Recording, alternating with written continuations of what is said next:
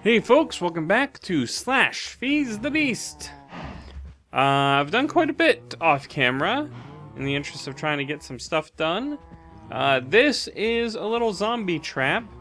I'd found a zombie spawner off in that direction, and using the old portal gun with the G key, was able to pick up the spawner, place it inside there, and I just hover myself up to the roof, hang out for a while. They fall down this column, and then I can just punch them. Because they fall 22 blocks. Minus 3 is 19 points of damage, and zombies have 20 points. So that's how that works. I got a bunch of cows over here in this temporary holding pen that I want to put over there in the more permanent one. I decided instead of a domed roof for the trees, I would just turn it into a little pasture for the cows. So that's what we're going to do. We got the primary portal over there. Gonna start firing secondary portals all over the place. So we get all the cows out of here. I'm only really interested in cows and sheep as far as livestock are concerned. So that's why I only have that divided up into two spaces. I'll tell you, finding this portal gun was amazing. Because this is normally very end game content. And I apologize if you are missing out on this in your Feed the Beast world. But hey, all it takes is defeating a wither to get, well, and a bunch of other stuff. I forget exactly what the recipe is, but it's pretty pricey to get a portal gun in the current mod pack. Which, while I am on the topic, I am now on Feed the Beast Mindcrack 8.2.0. We were on 8.1.1, I think, the last time I recorded. Been a few changes. One thing that they've added is this advanced electric jetpack, which is amazing. It is essentially an advanced lap pack and a jetpack in one, with a bunch of other little components in here to tie it all together. The engine booster being the more complicated thing to make. But you can step through that and not enough items in your own copy of the game if you want. It's a little bit pricey, a little bit time consuming, but totally worth it. It holds 1,000,000 EU, and it works as a jetpack. You can turn the jetpack on and off with the F key by default, and then it has hover mode the same way as a regular jetpack. So, but because it also works as a lap pack, you can see in the upper left corner of the screen, energy level, 80%. That means when I'm using my drill, which I've also upgraded since you saw me last, it draws power from there as opposed to just wearing the drill out all the time. This is a silk drill, I've named it. It has Silk Touch 1 on it that I had gotten from a book. I don't believe you can enchant these directly, but with an anvil you can put enchantments on them. And you make that by taking your diamond drill, which we made previously for a quarry, and you put a couple of overclockers. Come on, game. There we go. Three overclockers, 2 advanced circuits. It makes it hold about 5,000 extra EU, and it also goes faster.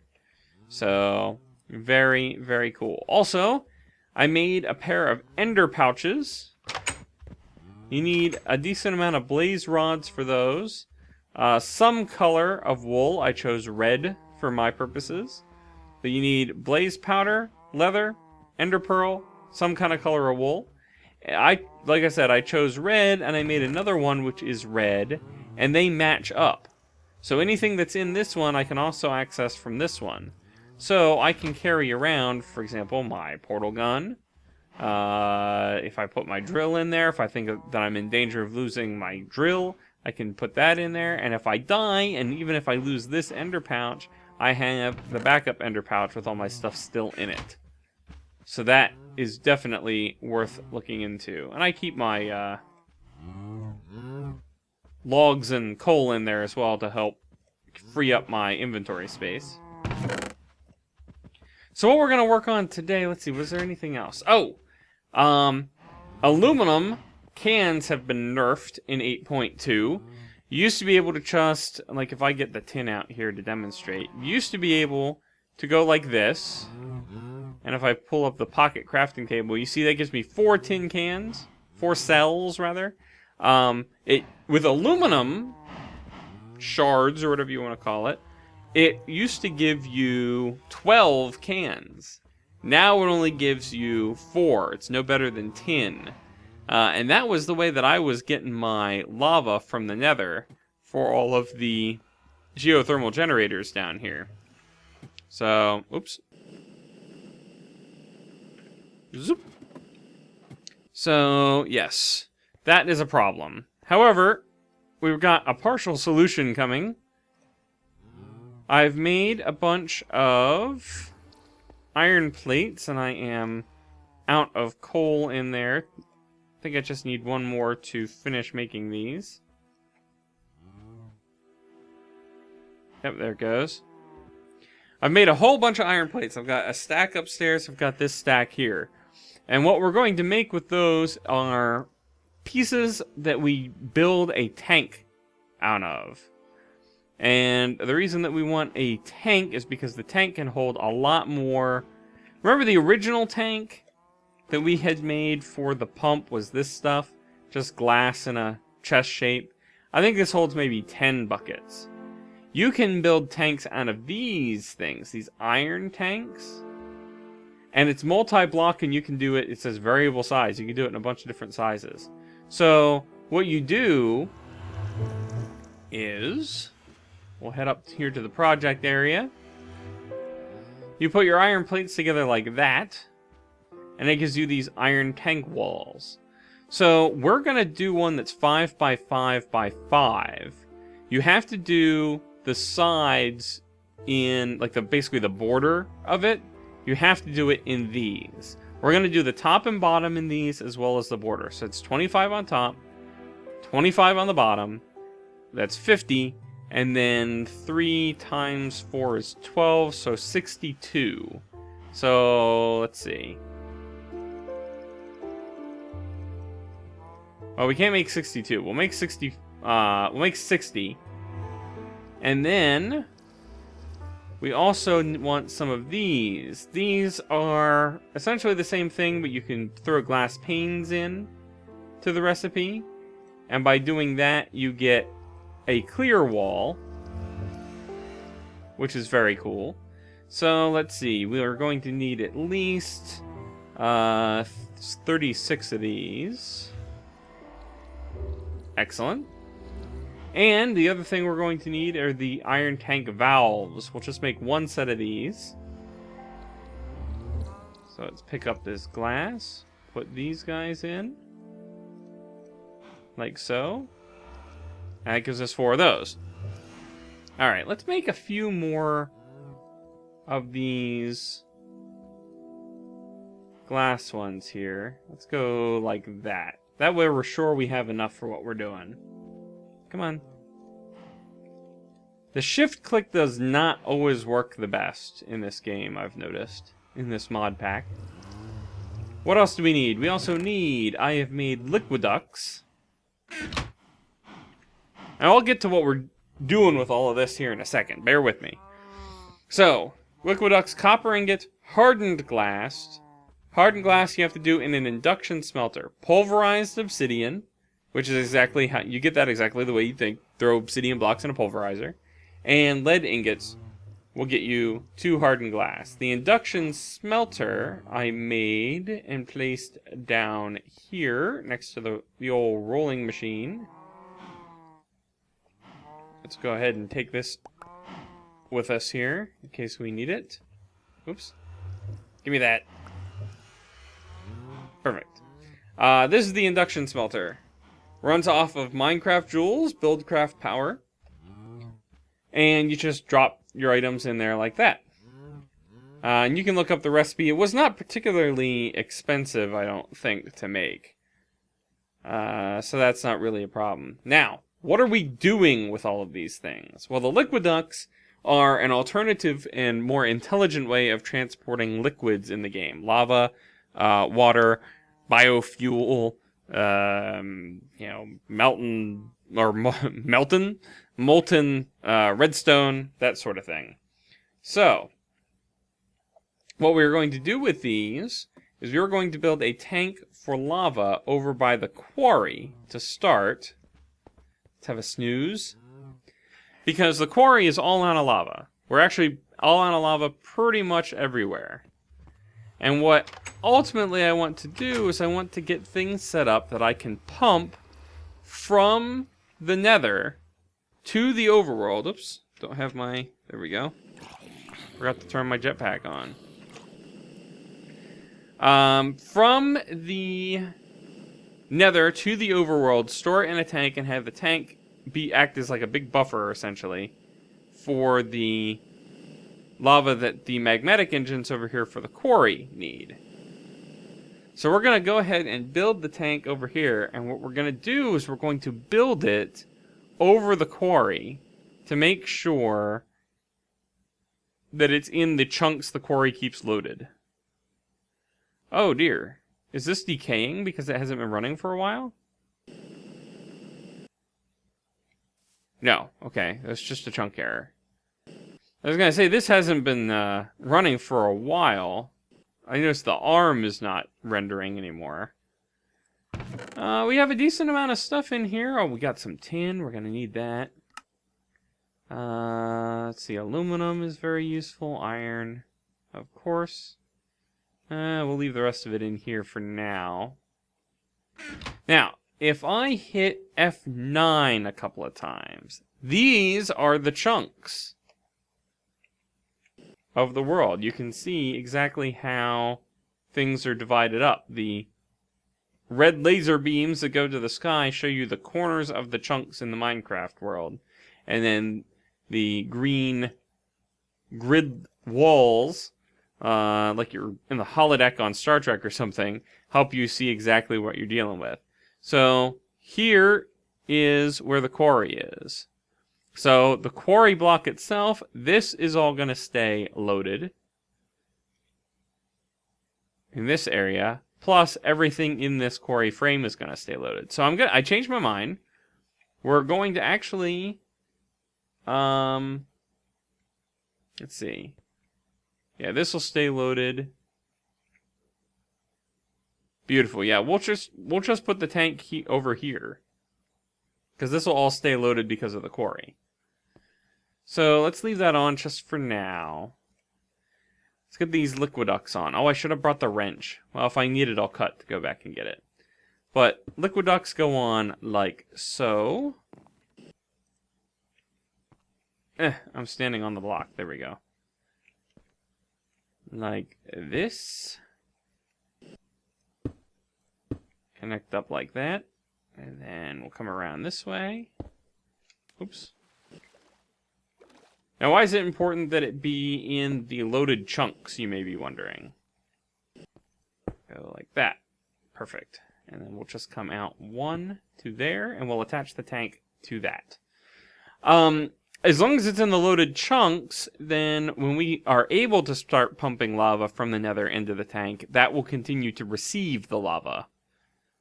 If it was in an unloaded chunk, then it would not receive the lava and it would just be stuck sitting there. Alright, let's get this tank built real quick. We're going to need one of these iron tank valves right here. And that's going to have to be at the bottom of the structure. So next, let's put these on. 1, 2, 3, 4, 5. And you can do this in a whole bunch of different ways. This is the way I'm choosing to do it. 1, 2, 3, 4, 5. I'm making this bottom wall solid. But you could do, as long as the borders, meaning the outline of this box, the outline of the top box, and then connecting the corners, as long as that's out of this iron tank wall material, then you're going to be fine.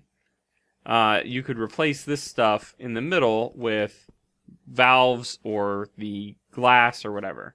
So 1, 2, 3, 4. We're going to put a roof on this. Now I'm just going to do the outline of this one. Like so. Come around this way.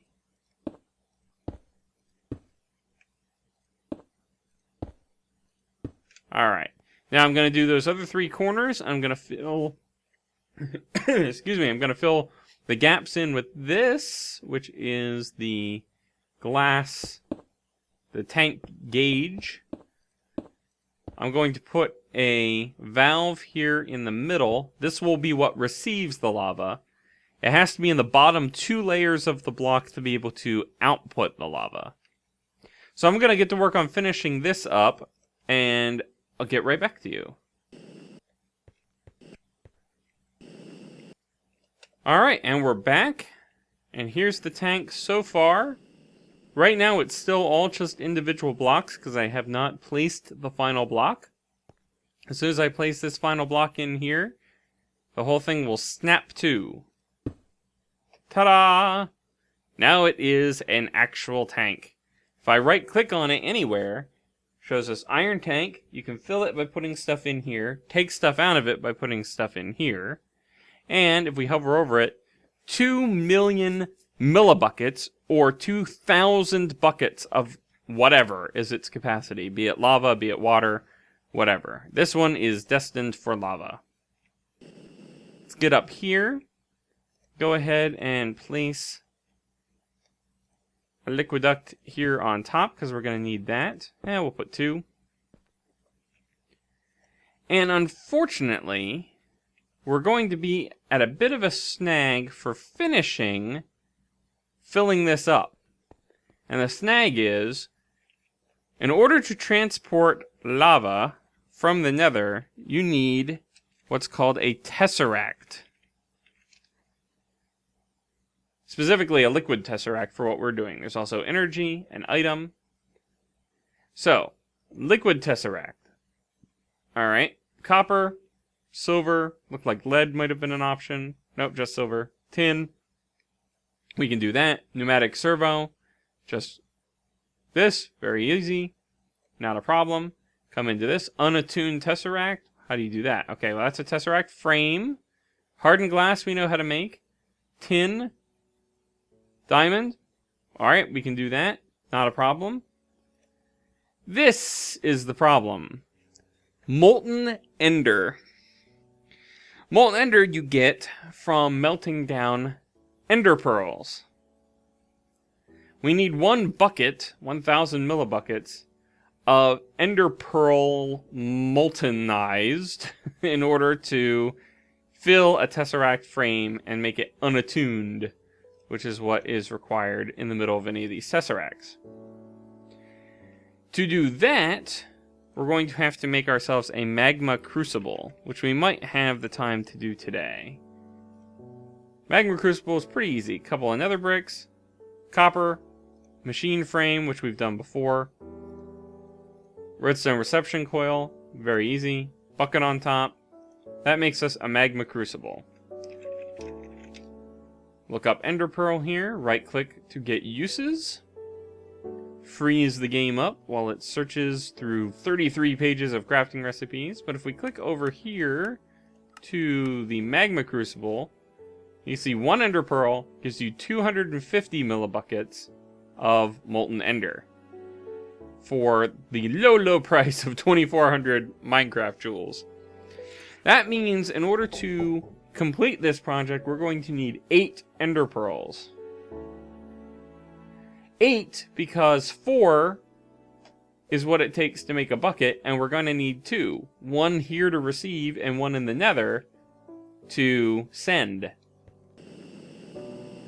Unfortunately, I think only 4 ender pearls currently, and one of them we're actually going to need for a chunk loader on the nether side of things. See, the quarry will keep chunks loaded just fine, but on the nether end of the pumping operation, we're going to need to keep those chunks loaded even when we're in the overworld. Otherwise, we'd have to just hang out in the nether all the time, and that would be really annoying. And the chunk loader requires an ender pearl as part of its recipe. So I believe I need to hunt down 5 more ender pearls.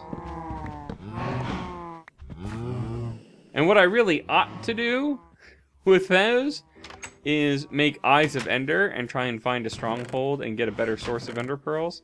But I'm probably not patient enough for that. So there's 2 Ender Pearls there. And there's 1 Ender Pearl here that we need for the Chunk Loader. Very expensive item, the Chunk Loader. It's an enchantment table, 5 gold, and an Ender Pearl. We're going to go ahead and make this one because we're going to need it. The way it works is you just place it. And when you right click on it, it shows you, okay, I'm going to load 2 chunks, or a radius of 2 from here, so 9 chunks in this case. I can turn these lasers on, and it shows me the, let's go out here carefully. Oops. Take a look. Shows me the area that's being kept loaded by the chunk loader. We can change the shape. We can say it's a circle. We can just do a line on the x-axis, a line on the z-axis. We can change the radius, 1 chunk, you know, ridiculous amounts. We can do a whole bunch of different things with this. And that's what we're going to do.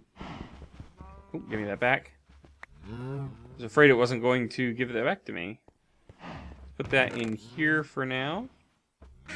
But that is what we're going to use to keep the chunks loaded on the nether side of things. But I'm going to have to hunt down a bunch of Endermen first for that. Let me go ahead and cook up some of this aluminum. We can at least get some lava going. By the way, these liquiducts are a little bit tricky to work with. So let me show you that real quick. If you're working with the liquiduct, see how they're connecting just fine, right? If I switch to something else, and then I come back... Oh, no, okay, that's still connecting fine. There is a circumstance in which they will not connect, despite the fact that you think that they should. Let me see if I can... don't seem to be able to replicate those circumstances. But when they don't... Oh, here we go. I bet you this will do it. Give me that. Nope, that's still connected. Well, anyway. They don't break very easily, so that's another reason to have a wrench along. I'd mentioned the wrench before. You could just crouch right-click with the wrench, and the liquiducts just pop right off. If for some reason you're placing liquiducts, and I couldn't get it to happen now, if you're placing liquiducts and they won't connect to each other for some reason, like what if I do it this way, and then I go like this? Nope, it's still connecting everything. Anyway, if they won't connect for some reason, you can just do a normal right-click on them, and that will cause them to connect to adjacent liquiducts. I think you have to right-click on the face that you want to connect to. And then the other thing that you can do is, if I hook this up somewhere, it's not liking any of these devices. It should like the geothermal generators, though. There we go, because this will accept lava. You hook it up to there like that, it goes yellow. You right-click on it, and it goes to extraction mode. And back and forth. In extraction mode, you just power this pipe with a redstone signal, stick a lever next to it, and turn it on, and it will pull liquids out of the connected container and send them along the pipe. So that's what we're going to be doing, and eventually we're going to hook up liquiducts to magmatic engines down here. There's just one up there, but we're going to actually have a series of them down here, and a tank probably down in here somewhere, hidden underneath the basement floor, and run liquiducts up to the magmatic engines for buildcraft power, and then up into the bottom of all of these geothermal generators for our industrial craft power, so that everything is being powered by lava. Zisto would be so proud. Let me see, is there anything else? Let me check my notes real quick. Pardon me a moment.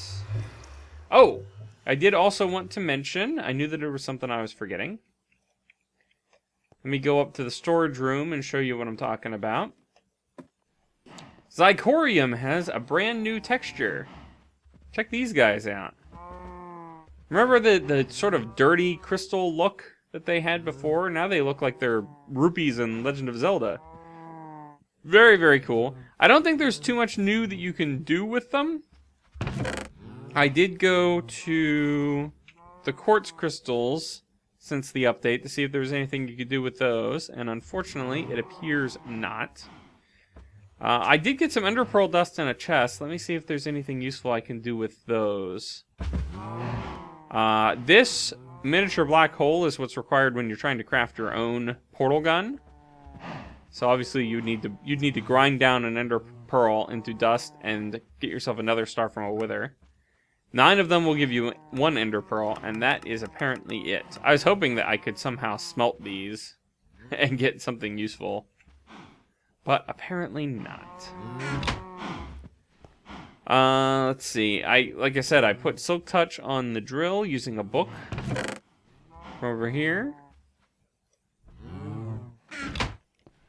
Alright, I think that is going to do it then for this episode. Let's get out here and start. Hello.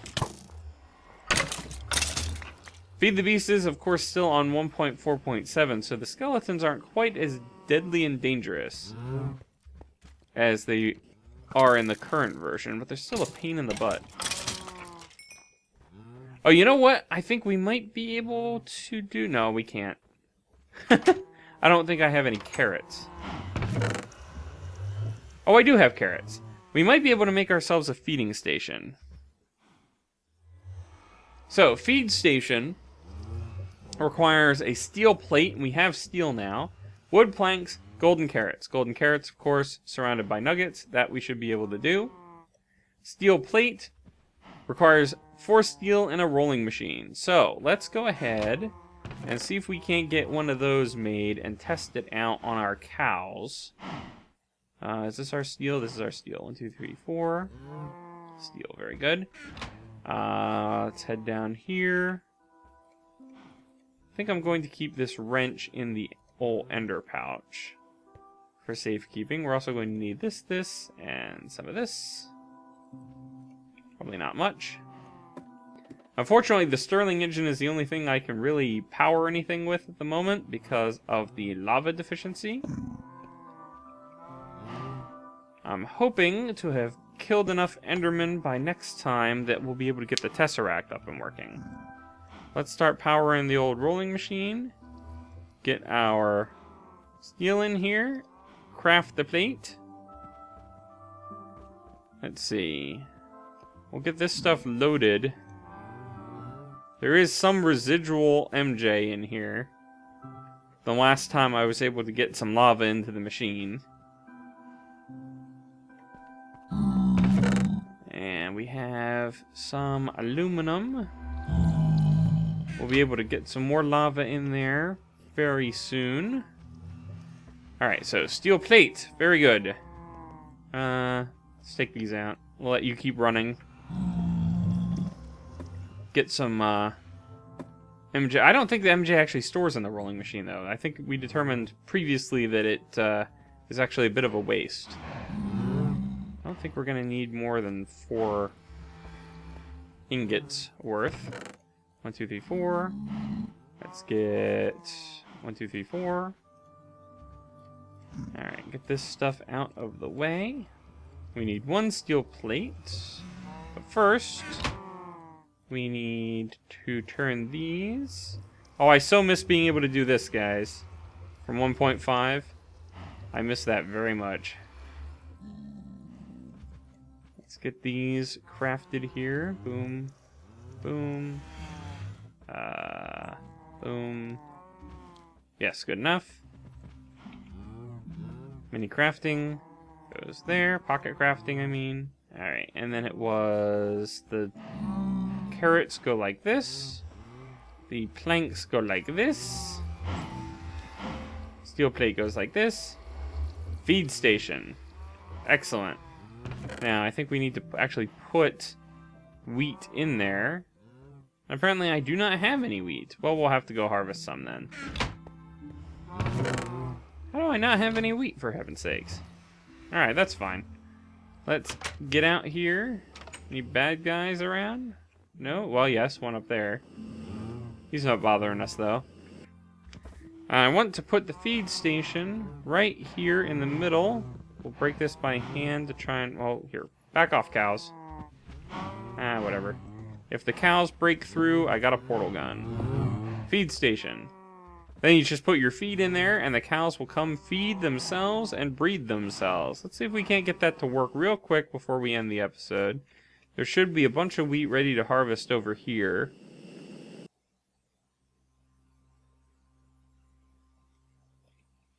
Don't land on it. There we go. I want to trample it.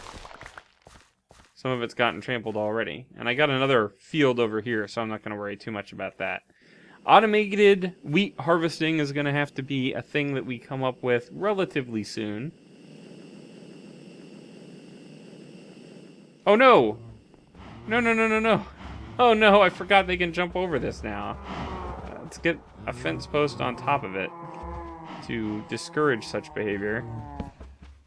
It's probably not going to be enough. I'm going to need more fences.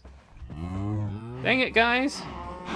Alright, well, I don't have any sheep yet, so you guys can mosey back and forth. Let's throw this wheat in here. Oh, look!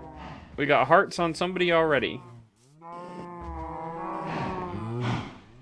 Anybody else getting hearts? No. Alright, well, hopefully this will help keep the cow population... Oh, there they go. They're breathing through the fence. Baby! I don't know exactly how this works. I think... Oh, it's one wheat feeds two. Well, that's fantastic. I think it has something to do with, like, it monitors the population of the animals around the feed station and figures out whether the animals should breed based on that. So that should be very useful for us. Keep us in food for quite a while. But that's going to do it for this episode. Thank you guys very much for watching. I'm going to get to hunting Endermen, and we will see you next time.